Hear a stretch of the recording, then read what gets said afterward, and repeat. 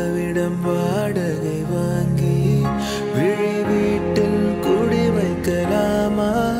நாம் வாழும் வீட்டுக்குள் வேறாரும் வந்தாலே தகுமா?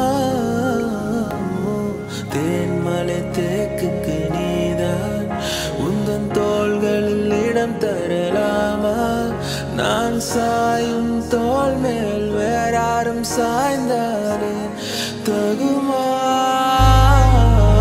நீரும் செங்குழல் சேரும் கலந்தது போல கலந்தவள் தான். முன்பே வா என் அன்பே வா, ஊனே வா உயிரே வா, முன்பே வா என் அன்பே வா.